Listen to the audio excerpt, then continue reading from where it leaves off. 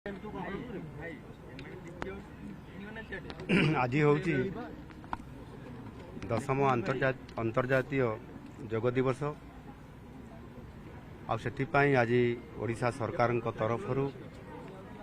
आमर व्यापक भाव में ये अंतर्जातीय योग दिवस को विभिन्न जगार जिला स्तर में सब डिविजनल स्तर में म्युनिसिपालिटी ब्लॉक स्तर में यहाँ व्यापक भाव में आयोजन करा सहित आज मु निजे ये आमर कलिंग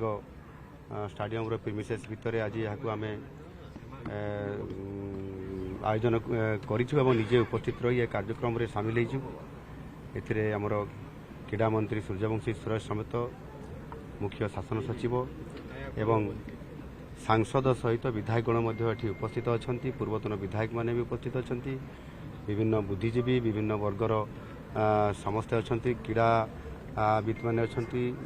क्रीड़ा छात्र छात्री मैंने उपस्थित अच्छा समस्त को मुझे धन्यवाद देवी जे समाने आंतरिकतार सहित एवं अति सुंदर भाव में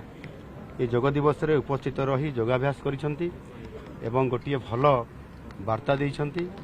नुआ ओडिशा रे नुआ आशा और उद्दीपना नहीं ये जो भव्य दिव्य कार्यक्रम आज करागला निश्चित भाव में नुआ ओडिशा गठन करिबारे एवं सुस्थ ओडिशा गठन करिबारे ये बहुत बड़ आगामी दिन में सहायक हब मु आशा करी जे ये जो योग निज शरीर सुस्थ पाई एवं समाज पाई ये जो गोटे मुख्य प्रसंग विषय कि आज